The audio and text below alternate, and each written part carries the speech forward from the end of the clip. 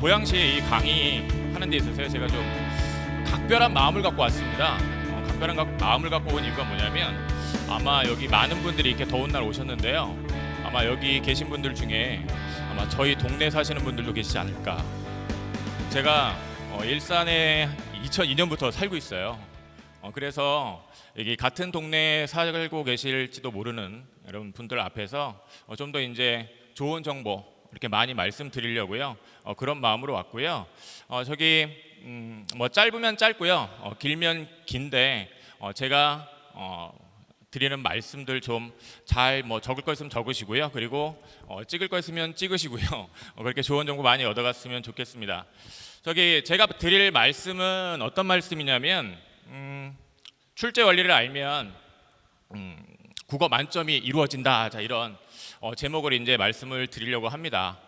자, 이 출제 원리, 그다음에 이제 출제 요소, 자, 이런 것이 이제 중요하다라는 얘기는요, 뭐 학교에서 선생님들 많이 말씀을 하시고요, 그리고 학원에서 얘기를 많이 하고 그렇습니다. 근데 그런 얘기를 많이 하긴 하는데, 근데 실질적으로 출제가 어떻게 이루어지는지, 그 다음에 출제 요소가 뭔지를 정말 잘 알려주는 경우는요, 그렇게 많지 않아요.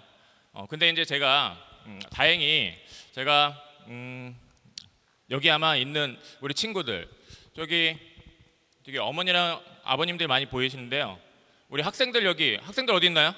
잠깐 손 좀 들어봐요. 학생들 예, 별로 없군요. 예, 근데 저기 아마 여기 있는 학생들 중에 제가 낸 문제를 안 풀어본 친구들은 없을 거예요. 그러니까 그리고 아마 어머님 아버님들 중에도 제가 낸 문제를 풀어본 분이 계시지 않을까라는 생각도 드는데, 출제에 관해서는 그러니까 제가 자신 있게 이제 여러분들에게 많은 말씀을 드릴 수가 있습니다. 그래서 자, 먼저 우리 이걸 한번 여쭤보고 싶은데요. 그 수능 국어가 크게 이제 그 시험지 안에 있는 내용이 세 가지로 나뉠 수 있습니다. 그 세 가지로 나뉠 수가 있는데, 그 세 가지라는 게 뭘까요? 세 가지라는 게 어머니 아버님들 그 국어 시험지 보셨죠? 그리고 옛날에 이제 또 그 시험지 또 시험도 보셨을 텐데 지문이 있습니다. 그렇죠? 그 다음에 지문 말고 또 뭐가 있죠? 지문 말고 그 문제를 어떻게 풀어라고 얘기를 해주는 그런 발문이라고 하는 것이 있습니다. 그렇죠? 그리고 또 어떤 것이 있냐면 바로 문제 선택지가 있습니다. 그래서 제가 오늘 그 세 가지를 갖고 어떻게 지문이 만들어지고 어떻게 지문이 선정이 되고, 그 다음에 그 발문은 또 어떻게 만들어지는 것이고, 그 다음에 선택지는 또 어떻게 만들어지는 것인지에 대해서 이제 말씀을 드리려고 해요. 그래서 이런 말씀을 또 이렇게 드리는 이유는 뭐냐면, 우리가 어떤 산을 오르려고 한다면 사실 그 산이 어떤 산인지 모르고 그냥 오르면 정말 고생을 많이 하게 됩니다. 하지만 그 오르려는 산이 어떤 산인지 알고 간다면 정말 지름길을 잘 찾아서 잘 올라갈 수 있을 겁니다. 바로 이제 그러한 그 지름길을 이제 말씀드리려고 합니다. 자, 먼저 이제 지문 작성의 원리, 그 다음에 그에 따른 이제 학습 전략에 대해서 이제 말씀을 드리고 싶은데요. 첫 번째 이제 독서입니다. 독서인데, 이 독서에서 그런 지문을 작성하는 그런 원리는요, 크게 이제 두 가지가 있습니다. 그 두 가지가 있는데, 저도 출제하러 이제 많이 다니고 회의를 많이 하고 그러는데, 그 과정에서 이제 이러한 원리를 토대로 이제 그런 회의가 이루어지는데, 첫 번째는요, 바로 이 지문들하고 이제 관련이 있습니다. 이 지문은 이제 작년 수능 지문, 그 다음에 바로 올해 수험생 친구들이 본 6월 모의평가 이제 지문입니다. 제가 두 개의 원리를 말씀을 드릴 건데요. 이 두 개의 원리로 작년에 출제된 수능 독서지문 전부, 그 다음에 올해 6월 모의평가에 출제된 독서지문 전부를 다 포괄할 수가 있습니다. 그런 원리인데요. 여기 A형 작년 이제 수능에 그 지문을 보면 공공서비스 이제 민간 위탁이라는 이제 지문이 출제가 됐습니다. 근데 이제 저 지문은 어떤 특징이 있는 거냐면, 공공서비스를 민간에 위탁하는 방식, 그 방식을 하나만 설명하지 않아요. 여러 방식을 설명을 합니다. 그리고 저기 작년에 A, B형 친구들이 다 어려움을 겪었던 것인데요. 바로 칸트의 취미판단이라는 지문이 있는데요. 저 지문도요, 취미판단만 그냥 설명하지는 않습니다. 그렇다면 어떻게 설명을 하고 있냐? 규정적 판단이라는 것과 취미 판단이라는 것을 같이 제시해서 설명을 합니다. 그렇다면 이 말은 무슨 말이냐면 내용 요소가 하나만 있는 것이 아니라 서로 성격이 다른 둘 이상의 내용이 제시가 된다는 얘기예요. 그런 거는요, 저 공공서비스 민간이택도 마찬가지고 칸트의 취미 판단도 마찬가지고 그 다음에 밑에 신채호의 역사관도 마찬가지였습니다. 신채호의 역사관도 학생들이 읽기 어려워했던 지문인데 항성, 변성, 상속성, 보편성 이런 그런 서로 상반된 그런 성격의 내용 요소가 지문에 있었습니다. 그리고 헤겔과 디르켐의 이론도 당연히 헤겔의 이론과 디르켐의 이론을 뭐 한 것이겠습니까? 그 차이점을 중심으로 설명한 것이겠죠. 그런 지문이었어요. 근데 이번 올해 출제된 그런 6월 모의평가의 이제 지문을 보면요, 또 마찬가지라는 얘기입니다. A형의 도덕실제론과 정서주의라는 것이 있는데 이것도 역시 도덕실제론, 그 다음에 정서주의라는 것을 대비를 했습니다. 그리고 밑에 뭐 손해배상제도도 마찬가지고요. 그 다음에 장자의 무라일체 사상이라는 것도 마찬가지입니다. 두 개의 일화가 있었고요. 그 두 개의 일화의 내용이 서로 대비가 됐습니다. 그 밑에 백과 바우만의 이론은 당연한 거죠. 사람이 둘이니까요. 자, 그러면 여러분들이 앞으로 수능을 앞두고 공부를 하는 데 있어서 우리 연계교재로 공부를 하잖아요. 그러면 연계교재에서 어떤 지문을 좀 더 중요하게 생각을 해야 될까요? 그건요, 바로 이런 지문입니다. 이런 대응 대비되는 짝을 갖고 있는, 대응이라는 것은 서로 유사한 내용이 있다는 얘기입니다. 그런 유사한 내용이 이렇게 제시되는 지문이나 특히입니다. 특히 대비되는 짝을 갖고 있는 지문이 늘 수능에 나온다는 얘기예요. 여기 계신 저기 부모님들 자녀가 대부분 고3인가요? 고3 어머님, 아버님 잠깐 손 흔들어 주실래요? 고3 어머님, 아버님이 많으시네요. 네, 그럼 이제 고3에 맞게 얘기를 할게요. 올해 수능에도요, 이런 성격을 갖고 있는 지문이요, 반드시 출제가 될 겁니다. 너무나 당연한 얘기입니다. 그렇다면 연계교재를 공부하는 데 있어서도 당연히 우리가 이런 대응 대비되는 짝을 갖고 있는 이런 지문을 좀 더 다른 지문보다 중요하게 여겨야 될까요? 안 중요하게 여겨야 될까요? 당연히 중요하게 여겨야 되는 겁니다. 학생들이요, 공부를 할 때 그냥 아무 생각 없이 막무가내로 해요. 그냥 막무가내로 책에 있는 글자 그냥 다 똑같이 생각을 하는데요, 그렇지 않습니다. 중요한 것과 덜 중요한 것이 있고요. 그 중요한 것을 중요하게 스스로 생각할 줄 아는 그런 공부를 하는 학생들이 공부를 잘하는 학생들이에요. 그래서 제가 말씀드리는 것은 바로 그런 똑똑한 공부를 하기 위해서는 바로 이러한 성격을 갖고 있는 지문을 중요하게 여길 줄 알아야 된다는 얘기입니다. 그리고 방금 설명드린 그런 그 내용에 이제 부합하는 그런 연계교재, 우리 연계교재 올해 겁니다. 올해 나온 연계교재에 있는 지문들을, 좀 대표적인 지문들을 이제 말씀드릴 건데요. 이런 지문들을 특히 잘 보셔야 된다는 얘기입니다. 연계교재에 있는 지문들 중에 바로 이 지문들이 바로 방금 설명드린 그런 원리에 부합하는 지문이에요. 그래서 가셔서 우리 그 고3 자녀들한테 이런 지문을 특히 좀 잘 중요하게 생각을 하면서 봐야 된다라고 말씀을 해주셔야 돼요. 그리고 이제 여기 있는 지문도 뭐 간단하게 말씀을 드리면요, 다 이런 대응이나 대비되는 짝을 갖고 있는 지문들이에요.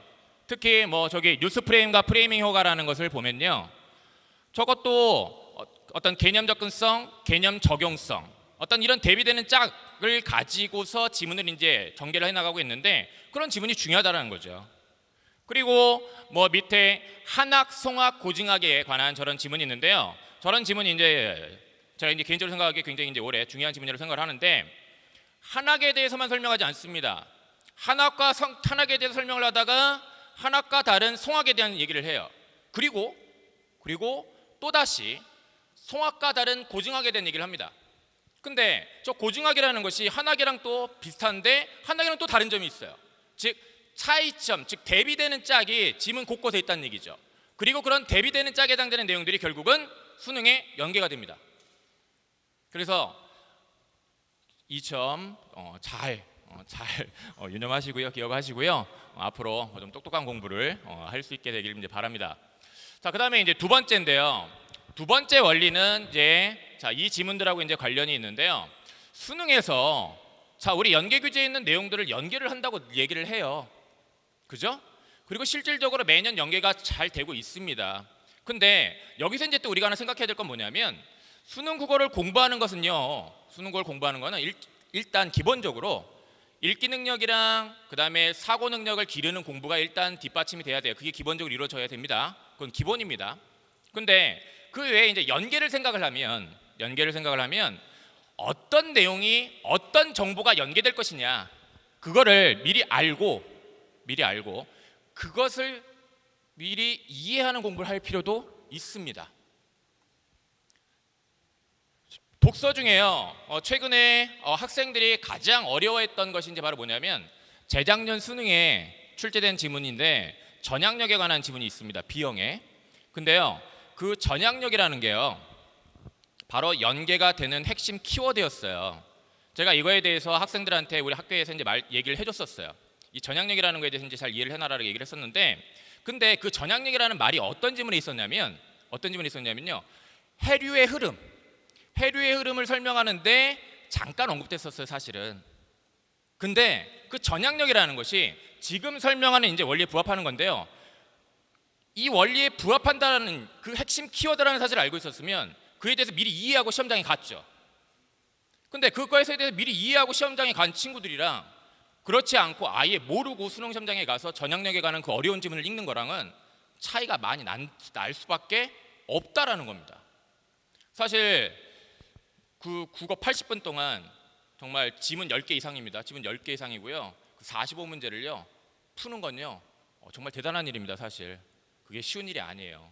그리고 그 지문들 내용이요. 어려운 내용들도 있거든요. 그래서 그걸 이제 좀 더 효과적으로 잘하기 위해서는요. 이런 어떤 내용이 출제되는지를 알고 그에 부합하는 내용 요소를 미리미리 챙겨서 이제 공부할 필요가 있다라는 거죠. 그래서 늘 수능에 연계되는 건요. 바로 이겁니다. 개념이라든가 이런 원리 방법이라든가 그다음에 특징 이런 과정에 관한 그런 내용 요소가 늘 연계된다라는 겁니다. 그래서 여기 2016학년도 수능 6모에 나온 것도요. 결국은 원자 모형에 대한 탐구 이것도요. 결국 원자 모양에 대해서 이론적으로 이제 어떻게 탐구할 수 있는 것이냐라는 것이었어요. 그리고 지문 인식 시스템도요. 지문 인식을 어떻게 하느냐 그 과정 원리에 관한 내용이었고요. 그 다음에 우주의 암흑 물질도요. 원리에 관한 내용이었습니다. 예. 그러면 올해 우리 연계 규제에 이런 출제 원리에 부합하는 지문들로 이제 어떤 것들이 있느냐? 그러니까 다른 지문보다는 좀 더 이제 중요하게 생각할 지문들이 어떤 것들이 있느냐라는 건데요. 네, 이런 것들이 있습니다. 그래서 수특 그다음에 인수 그다음에 이제 수완에서 특히 좀 이런 지문을요 학생들이 좀 잘 공부를 해야 될 겁니다.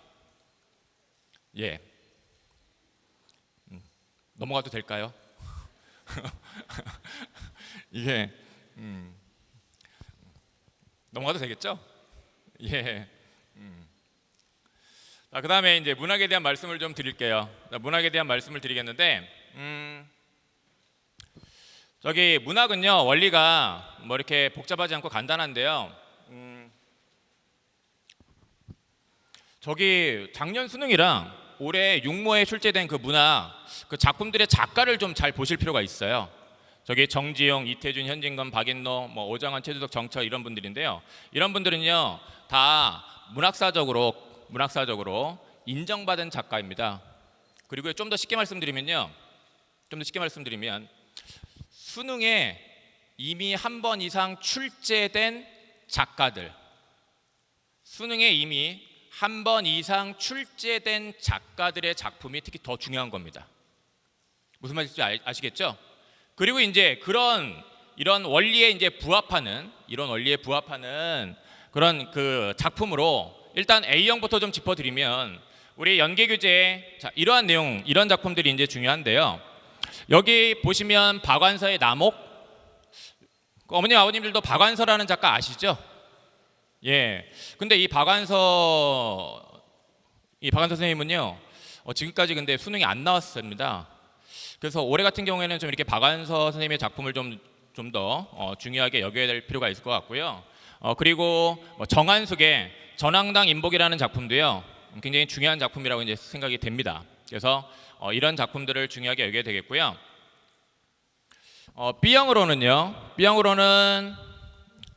B형으로는 정지용의 장수산.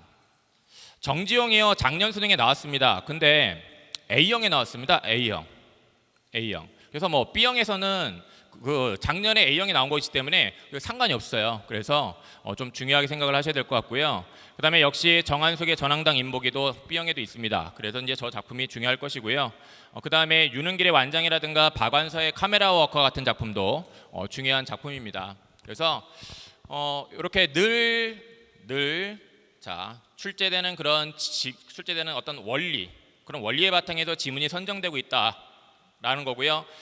자, 두 번째로 이제 문학에서는요 이걸 신경을 써야 되는데요. 해석의 논란, 그러니까 해석이 여러 가지로 해석될 수 있는 거, 그런 작품은요 출제되지 않습니다. 그래서 이런 보편적 해석이 가능한 이런 작품이 이제 출제가 되는데, 작년 수능이라든가 뭐 육모에 출제되었던 이런 작품들로는 이제 대표적으로 이런 것들이 있고요. 그리고 올해 이제 연계교재에서 저런 원리에 부합해서 하는 작품으로 잘 봐야 되는 것들은 이런 것이 있습니다. 그래서 여기 허준의 잔등 같은 것도, 허준의 잔등 학생들한테 이제 낯설 수 있는데 저런 작품도요 잘 봐야 됩니다. 잘 봐야 되고요. 그리고 고전 소설로 이제 뭐 장국진전, 그다음에 매화전 이런 작품이 있습니다. 저런 작품도 좀 잘 보면 도움이 될 겁니다. 그리고 이제 B형으로는 이런 게 있습니다. 수군가, 뭐 김혜순의 별을 긋다 이런 작품들이 있는데요. 저기에서 뭐 적성이전이라든가 찔레라든가 그다음에 남정팔랑기, 그다음에 하나 더 추가할 게 있는데요. 용문전이라고 수안에 있어요. 그래서 수능 완성에 있는 용문전이라는 작품까지 같이 보시면 도움이 될 겁니다. 자, 그러면 이제 그 문학까지 이제 지문에 대한 말씀을 드렸고요. 자, 여기서 팁을 하나 드릴 건데, 제가 사실은 여기 오늘 연락받기를 학생들이 많은 걸로 연락을 받았었어요. 여기 뭐 고3 학생들이 이제 대부분 온다고 이제 해서 고3 학생들한테 이제 좀 맞게 이제 준비를 했던 것인데, 여기 학생들 있죠? 예, 여기 지금 이제 이게 화면에 나오는 사람이 누군지 맞추면, 그리고 나한테 맞췄다고 이따 얘기를 해주면 선물을 주도록 하겠습니다. 누굴까요? 누굴까요?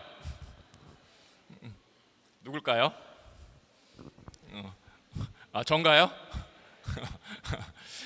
이게 저희 학교 학생들이요, 뭐 시험을 못 봐서 우울할 때나, 그리고 날이 흐려서 좀 기분이 안 좋을 때 요즘 보고 있는 것입니다. 자, 이 사진을 여기서 이제 이렇게 보여드린 이유가 뭐냐면요.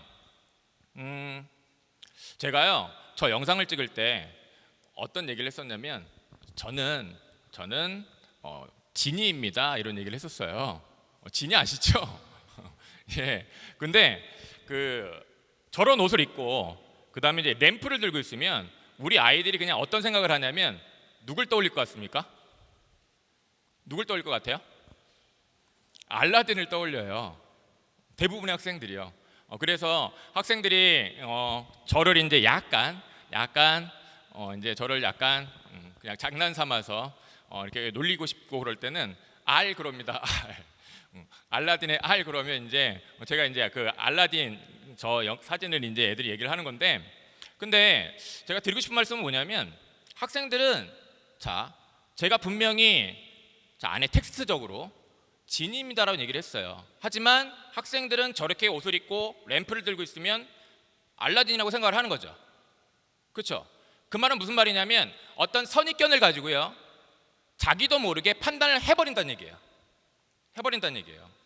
근데 이렇게 문제를 풀기 때문에 국어가 성적이 만점이 안 나오는 거거든요. 그래서 여기서 이제 다시 한번 제가 이제 강조하고 싶은 거는 뭐냐면요, 반드시 명심해야 되는 겁니다. 이거는 국어에서 문제를 출제할 때는요, 정말 출제자들이 반드시 지키는 게, 정답은 반드시 지문에서 나오게 만듭니다. 그렇기 때문에 이 점을 반드시 유념을 하고 이 여름방학 때 공부를 해야 됩니다. 여기 상당히 덥네요. 그래서 제가 지금 땀을 많이 흘리고 있는데, 이렇게 더운 날 여기 이렇게 많이 찾아주셔서 감사합니다. 예. 여기 이 점도 반드시 명심을 하셔야 되고요. 그리고 이제 이어서요, 발문 작성에 대한 말씀을 좀 드릴게요. 발문이라는 거는 뭐 윗글의 내용과 일치하는 것은, 일치하지 않는 것은, 이런 식으로요. 그 문제에서 정답을 고르는데 이제 그 정답을 고르는데 안내하는 멘트라고 생각을 하시면 됩니다. 이런 멘트가 이제 발문인데, 이런 발문은 이제 어떻게 이제 만들어지냐, 어떻게 출제자들이 생각을 하고 어떻게 말을 만드느냐, 이겁니다. 문제 해결에 필요한 사고 과정이나 이제 방법을 제시한다는 건데요. 학생들이 이걸 생각을 안 하고 문제를 푸는 경우가 많습니다. 정말 그래요. 근데 이거 반드시 고려를 해야 되는 거거든요. 문제 풀 때 발문에는 문제의 답을 고르는데 필요한, 자, 어떻게 생각해라, 어떻게 생각해야 된다라는 게 들어있어요. 자, 예를 들면 이런 발문인데요. 윗글을 바탕으로 보기를 이해한 내용으로 적절하지 않은 것, 그 다음에 보기를 참고하여 윗글을 감상한 내용으로 적절하지 않은 것, 이런 내용이 있는데, 이 두 개의 발문은요, 문제를 해결하는데 수행해야 되는 사고 과정이 완전히 다릅니다. 완전히 달라요. 하나는 주로 독서에 나오는 거고요, 하나는 주로 문학에 나오는 겁니다. 여기 이 두 개 중에 위에 것과 아래 것 중에 어떤 게 독서에 많이 나오는 거고 어떤 게 문학에 많이 나오는 걸까요? 어머니도 한번 맞춰보실래요?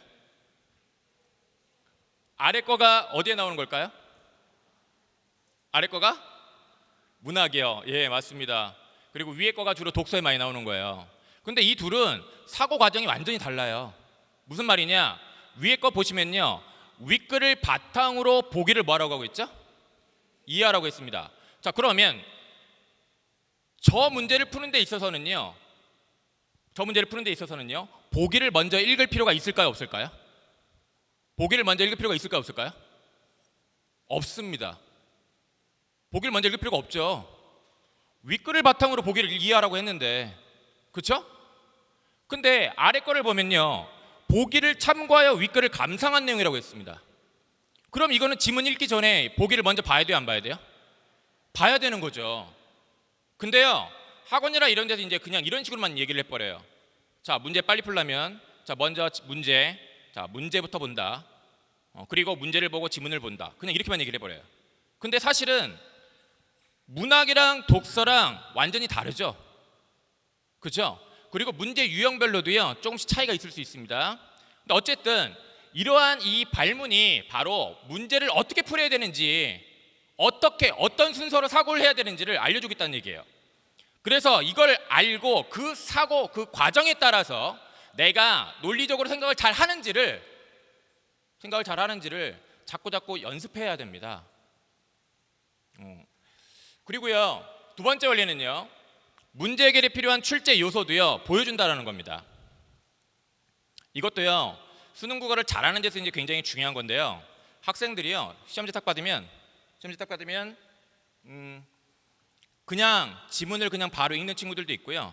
물론 문제를 먼저 보긴 하는데, 그 문두, 이런 발문을 먼저 보긴 하는데 그냥 눈으로만 보고요, 그냥 아무 생각 없이 지문을 읽는 경우가 많아요. 근데 그렇게 하면 안 됩니다. 능동적으로 지문을 읽을 줄 알아야 되거든요. 능동적으로요. 그럼 능동적으로 읽는다는 건 뭐냐면, 나한테 필요한 정보를 내가 읽으면서 찾아야 돼요. 필요한 정보를 읽으면서 찾아야 됩니다. 그러면 나한테 필요한 정보는 결국 사실은 시험 보는 입장에서는 어떤 정보겠습니까? 문제 정답을 고르는데 필요한 정보일 거 아니에요, 그죠? 그러면 이제 그러한 정보를 어떻게 알 수 있느냐? 이 문두 발문에 들어 있습니다. 이렇게요. 자, 그러면 여기 보시면요, 순자의 입장에서 윗글의 장자 사상을 비판하는 내용으로 적절하지 않은 것이라고 되어 있거든요. 자, 그러면 윗글을 읽을 때요, 윗글에서 뭘 찾아야 될까요? 아무 생각 없이 지문 읽으면 안 돼요. 당연히 글을 읽을 때 저 장자 사상, 즉 장자의 견해 주장이 나타난 부분들을 정확하게 일단 능동적으로 찾으려고 해야 될까요, 안 해야 될까요? 찾으려고 해야 되죠. 근데 학생들이요, 이렇게 찾으려고 안 한다니까요. 아무 생각 없이 그냥 들어오는 글자 본다니까요. 줄 따라 눈동자만 움직여요. 그리고 나서 읽은 다음에 문제 답을 고르려고 해요. 정말요. 그렇다면 그러한 친구들이 성적을 올리려고 한다면 당연히 어떻게 해야 되느냐? 자, 장자 사상을 비판한 내용으로 그럼 장자의 견해장을 능동적으로 잘 찾는 연습부터 하셔야 되는 거예요. 잘 찾는 연습. 그리고 그 찾은 거를 자, 보기에서 또 순자의 견해장을 찾아야죠. 그 순자의 견해장 찾은 거 가지고 자, 비판이라는 것은요, 딱 어떤 사고를 요구한 거냐면 문제점을 지적해라라는 그런 사고를 요구한 겁니다. 이걸 알면 순자의 그런 견해장을 토대로 장자의 견해장에 있어서 그런 문제점을 지적한 걸 적절한 걸 이제 찾으려고 해야 되는 거죠. 자, 이렇게 논리적으로 딱딱딱 단계적으로 접근해야 되는데 이렇게 단계적으로 접근하는 훈련이 안 돼 있기 때문에 그런 훈련이 안 돼 있는 상태에서 문제만 풀기 때문에 성적이 안 오르는 겁니다. 그래서 자, 이 점도 명심하셔야 되겠고요. 현대의 개체화 현상에 대해 추론한 내용으로 적절하지 않은 것 하면 당연히 지문에서 현대의 개체화 현상에 관한 내용을 능동적으로 그것부터 찾아야 됩니까? 안 찾아야 됩니까? 찾아야죠. 그래서 이 발문도 굉장히 중요합니다. 그래서요, 여러분들 그리고 여기 뭐 어머니 아버님들도 많이 계신데요. 아이들이 앞으로 남은 시간 동안 우리 수능국어 이제 문제를 푸는 데 있어서 발문을 이제 저는 지문 읽기 전에 먼저 하여튼 보라고 얘기를 하는데요. 그 발문에서 문제 해결에 필요한 사고 과정 방법이라든가 그다음에 이러한 출제 요소를 파악하는 연습을 많이 해야 된다라는 사실을 꼭 알려주십시오. 그리고 그런 훈련을 하면요 반드시 성적은 오릅니다. 저기 누구인지 알죠? 여기 화면에 있는 사람, 그렇죠? 예. 제가 개인적으로 저는 이봉주 선수를 이제 존경을 합니다. 저기 이봉주 선수가요 마라톤 풀코스에 41번 도전했다고 합니다. 41번 도전했다고 하는데 그 중에 39번을 완주를 했대요. 정말 대단하다고 생각을 하는데, 근데 이 39번 완주한 게요 지구를 4바퀴 반 돈 거래요. 이게 상상이 되시나요? 지구를 4바퀴 반을 돈 거라고 합니다. 그리고요 이봉주 선수 자, 마라톤에서는 최고 기록이라고 한다고 하네요. 신기록이라고 안 하고 최고 기록이라고 한다는데 한국 최고 기록을 갖고 있습니다. 2시간 7분 20초라는 그런 최고 기록을 갖고 있는데요. 근데요 여기서 이제 제가 말씀드리고 싶은 건 뭐냐면 우리 친구들 중에요 국어 시간 내에 못 푸는 친구들 많습니다. 시간 내에 못 푸는 친구들 많습니다. 그것 때문에 이제 성적이 낮은 겁니다. 사실은 시간 내에 다 풀 수만 있으면 여기 지금 이 점수보다 한 15점, 20점은 더 나올 텐데 그런 친구들 많아요. 근데요 그런 친구들이요 지금 이맘때 딱 이맘때요 사실 마음이 조급해지면서 이제 어떤 걸 찾게 되냐면 그 시간을 줄일 수 있는 방법을 자꾸 이제 찾아요. 요령을 찾습니다. 요령을 찾아요. 그런 방법 요령은요 분명히 있습니다. 있어요. 있는데요. 근데요 그 요령 방법이 그건 있는데 그걸 자신의 것으로 만드는 노력도 해야 돼요. 무슨 말씀이냐? 이봉주 선수가요. 자, 여기 앞에 있습니다. 자, 지금 이제 저는 마라톤을 처음 배웁니다. 근데 이 마라톤을 이제 처음 배우는 입장에서 이봉주 선수께 조언을 구합니다. 어떻게 하면 이렇게 잘 뛸 수 있나요? 하고 조언을 구해요. 그럼 이제 이봉주 선수가 얘기를 하죠. 자, 처음에 너무 오버페이스 하지 말고 꾸준히 잘 달려라 이렇게 얘기를 합니다. 근데 처음 마라톤 뛰는 입장에서 이봉주 선수가 이제 그런 방법을 알려줬다고 해가지고요. 제가 그렇게 꾸준히 뛰면 완주할 수 있을까요? 있을까요? 고개를 살래살래 가로로 저으시네요. 네 맞습니다. 완주 못할 겁니다. 완주 못하죠. 완주를 하기 위해서는 뭐가 필요한가요? 시간을 줄이기 위해서는 기록을 단축하기 위해서는 뭐가 필요한가요? 훈련해야 돼요. 훈련. 학생들 여기 명심해야 될 게 있습니다. 요령 방법은 있는데 반드시 훈련이 뒤따라야 됩니다. 즉 방법을 알려줘서 방법을 배웠으면 그 방법대로 스스로 적용하는 연습을 자꾸 해야 돼요. 자꾸 해야 됩니다. 그 훈련을 안 하고서 성적 오르길 바라는 건 말도 안 되는 거죠. 그래서 여기 어머님 아버님 많이 계신데요. 자녀들한테요 꼭 이런 얘기를 하세요. 강의에서 자, 시간을 줄이는 문제를 보다 잘 푸는 그런 방법을 가르쳐 드립니다. 근데요 그거는요 방법을 가르쳐 주는 거지요. 그 방법을 갖고 스스로 적용해서 훈련은 본인들이 해야 되는 겁니다. 그리고 그 훈련을 안 하면 성적은 오르지 않습니다. 그래서 반드시 수능고 공부는 단순한 공부가 아니라 훈련이라는 사실을 명심하고 공부를 해야 된다는 사실 꼭 전해주세요. 자, 세 번째로는 이게 이제 또 중요한데요. 선택지 작성 원리, 그다음에 그에 따른 이제 공부를 어떻게 해야 되는지 이제 말씀을 드리고자 하는데, 선택지 1, 2, 3, 4, 5. 자, 이 선택지가 어떻게 나오는지 아는 거 굉장히 중요합니다. 일단 가장 기본이 되는 원리는요, 두 가지입니다. 두 가지가 있는데요. 이 두 가지가 가장 늘 기본이고요. 그리고 이제 제가 여기서 여기 뭐 우리 친구들도 있고 어머니 아버님 다 계신데, 앞으로 문제를 풀 때 이 두 가지와 관련된 생각을 했으면 좋겠어요. 그리고 이 두 가지와 관련된 생각을 하고 판단을 한다라는 건요, 어떤 느낌으로 문제를 푸는 거냐면 딱딱 떨어지는 느낌으로 문제를 푸는 겁니다. 수능 국어를 문제를 풀 때는요, 그냥 감으로 이건 것 같은데 이렇게 문제를 풀면 안 돼요. 이거다 아니다 딱딱 떨어지게 이제 풀어야 되는데요. 그런 느낌을 갖는 데 있어서 이제 이 원리가 이제 중요합니다. 자, 여기 먼저 예부터 보여드리도록 하겠는데요. 여기에 보시면요, 뭐 중심부의 경우 거리와 별의 공전 속력에 비례하는 것을 통해 암흑 물질이 중심부에 집중되어 있음을 보여준다, 이렇게 되어 있습니다. 요즘 국어 시간에 이런 거 가르칩니다. 이런 내용 가르치는데, 저기 제가 가끔씩 제가 과학 선생님인지 과학 선생님은 아닌가라는 그런 이제 착각도 하는데, 어쨌든 자, 국어적으로 이제 접근을 하면 여기 중심부에 관한 얘기가 있죠. 그리고 이제 여기 노란색으로 표시되어 있는 거 있죠. 중심부는요, 암흑 물질이 중심부에 집중되어 있다라는 얘기인데, 결국 중심부에 암흑 물질이 집중되어 있다는 얘기죠. 그렇죠? 근데 저 지문은요, 어떤 내용이냐면, 아까 제가 지문을 어떻게 구성하는지, 어떤 지문이 나오는지 말씀드렸잖아요. 그 지문을 구성하는 원리랑 관련이 있거든요. 바로 뭐냐면, 아까 그거 기억나시나요?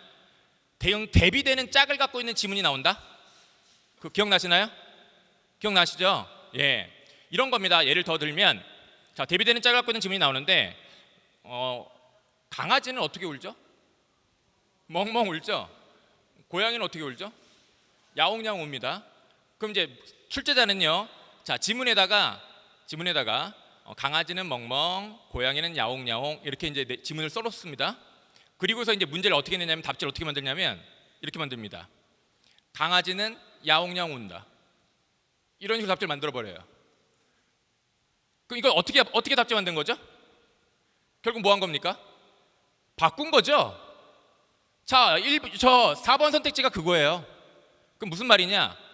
암흑 물질이 집중되어 있는 곳은 중심부일까요? 그 바깥일까요?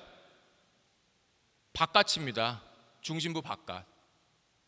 그러니까 중심부와 중심부 그 주변, 그 바깥에 대한 이제 설명을 하면서요, 그러면서 그 중심부에 암흑 물질이 이제 집중되어 있다라고 그 말을 바꿔놓는 거예요. 사실은 그 바깥, 그 주변부에 집중되어 있는 거죠. 이렇게 바꿔치기 하는 겁니다. 그 다음에 현재 달 공전궤도는 현재 지구 공전궤도보다 원모양에 더 가깝다는 얘기가 있는데, 저거 틀린 말입니다. 저거는 어떻게 바꾼 것 같습니까? 사실 원모양에 더 가까운 건 뭘까요? 원모양에 더 가까운 거, 현재 달 공전궤도가 더 가까울까요? 현재 지구 공전궤도가 더 원모양에 가까운 걸까요?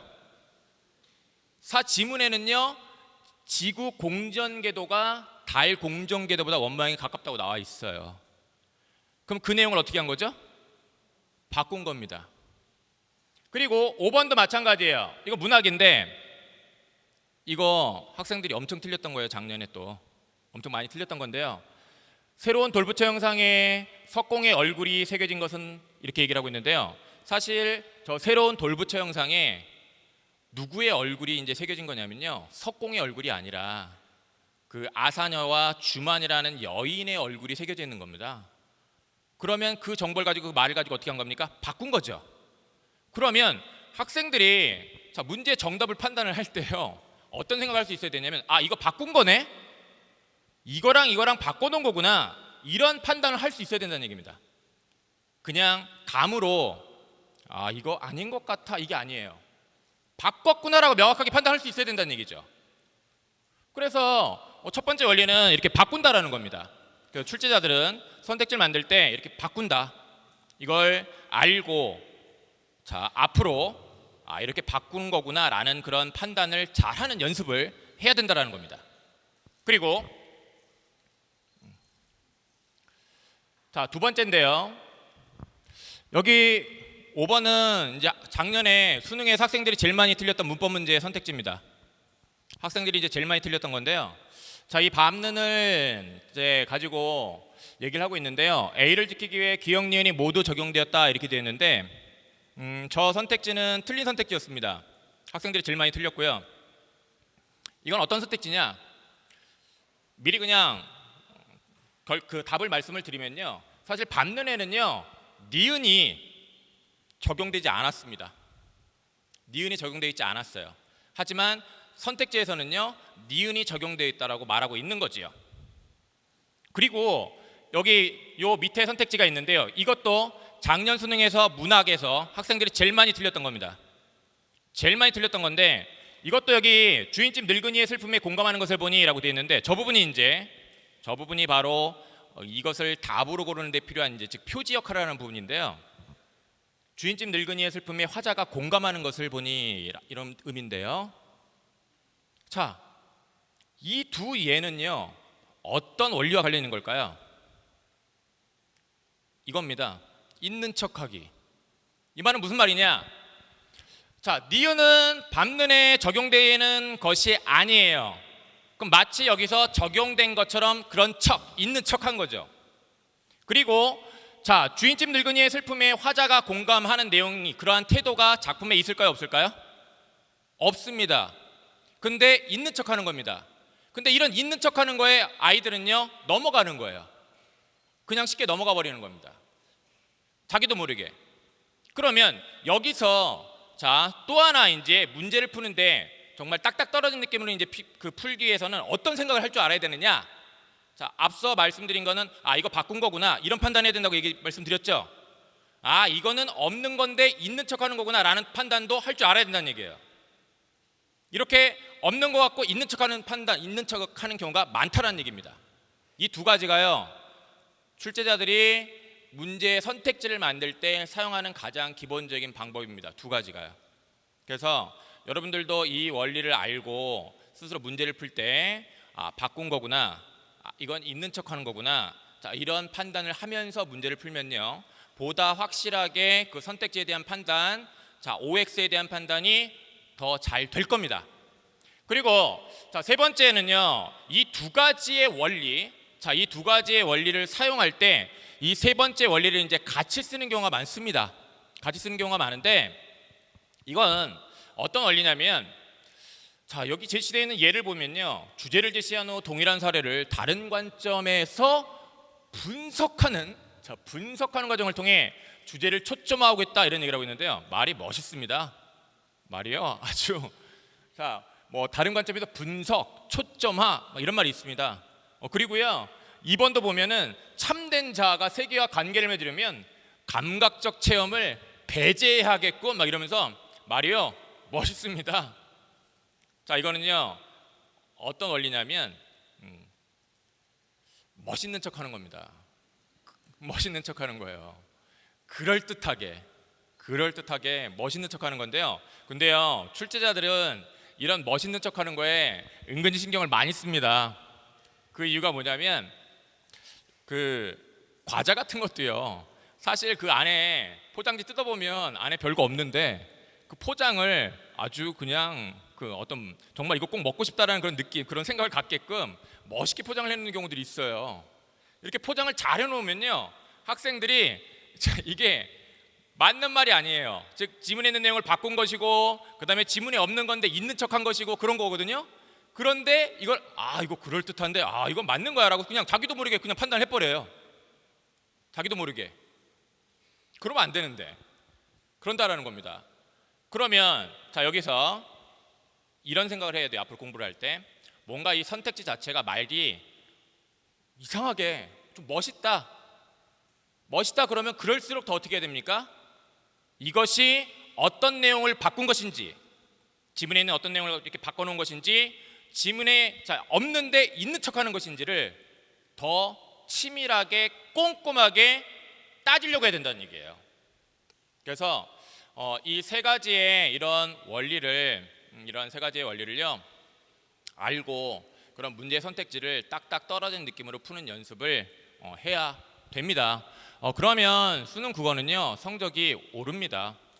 수능 국어 성적이 오르지 않는 이유는 뭐냐면요, 자기가 문제를 풀면서요 자기의 그런 사고하는 방법, 자기가 사고하는데 모자른 것, 사고를 잘 하지 못하는 것, 이런 것들을 체크를 안 하고요, 즉 자기가 생각하는 그런 과정 방법에 있어서의 그런 문제점을 알고 고칠 거 고쳐야 되는데 안 고치는 거고요, 자기가 생각할 줄 모르는 것, 사고할 줄 모르는 것은 사고하는 방법을 배워서 그 방법대로 연습을 해야 되는데요, 그걸 안 하는 거예요.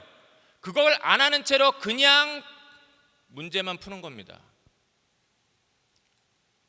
어떤 친구는 문제를 많이 푸는 과정에서 그런 것들이 이렇게 자기가 잘 생각을 못하는 걸 더 잘 생각하게 되고 그런 경우들이 있습니다. 그런 친구들은 성적이 오릅니다. 드물게. 그럼 이제 그런 친구들은 이제 쉽게 말씀을 드리면 좀 속되게 얘기해서 양치기 해가지고 성공한 친구들이에요. 근데 이렇게 양치기 해가지고 성공하는 친구들은 드물어요, 사실은. 그거는 그리고 올바른 국어 방법이 아닙니다. 국어 공부 방법이 아닙니다. 올바른 국어 방법은 문제를 조금 풀더라도 자기가 읽고 생각하는 데 있어서 내가 잘못하는 게 뭔지 그걸 체크하려고 해야 되는 거고요, 잘하지 못하는 게 뭔지를 체크하려고 해야 되고요, 그 체크한 걸 토대로 해서 잘하기 위한 방법을 강의를 통해서 배우든 하여튼 배워서 그 방법대로 스스로 훈련하는 그런 공부를 해야 됩니다. 그러면 성적은 반드시 오릅니다. 지금 7월입니다. 앞으로 수능 8월, 9월, 10월 앞으로 많이 남은 건 아닙니다. 근데 3개월 이상이면요 충분합니다. 지금 말씀드린 것에 유념해서 국어 공부를 하면요 반드시 수능 지금보다 굉장히 좋은 성적 나올 겁니다. 제가 강의 시작을 할 때 자주 드리는 이야기입니다. 학생들한테 하는 이야기인데, 승자는 행동으로 말을 증명합니다. 그리고요 패자는요 말로 행동을 변명을 합니다. 지금 여기 어머님 아버님들의 자녀, 그다음에 여기 와 있는 우리 친구들 굉장히 힘든 싸움을 하고 있습니다. 근데 그 힘든 싸움이라는 게 사실은 어떤 싸움이냐면 자기 자신과의 싸움입니다. 저는 자기 자신과의 싸움이 가장 힘든 싸움이라고 저는 생각을 해요. 여기 어머님 아버님도 경험이 있어서 알 거예요. 늘 자기한테 이기기보다는 좀 지는 경우가 많지 않나요? 자기한테 늘 좀 지는 경우가 많을 겁니다. 근데 그렇게 지는 경우에 늘 또 뭘 하냐면 자신의 그런 그 행동을 자꾸 합리화를 많이 해요. 합리화를 많이 합니다. 그러면 안 된다는 거죠. 그리고 자신과의 싸움에서 지면 안 된다는 겁니다. 한번 돌아보세요. 내가 지금 말로써 나의 행동을 변명하고 있지는 않은지 자꾸 돌아보시기 바랍니다. 그리고 그런 생각이 든다면 의지를 다져야죠. 그리고 보다 절실한 마음을 품어야 됩니다. 목표한 바, 꿈꾸는 것, 그런 것들을 이루고야 말겠다라는 그런 절실한 마음을 가져야죠. 그런 마음을 갖고요 노력을 해 나가면요 반드시 저는 우리 친구들 꿈을 이루는 어떤 그런 멋있는 친구들이 이제 될 거라고 생각을 합니다. 예, 제 강의는요 여기서 마치도록 하겠습니다. 감사합니다.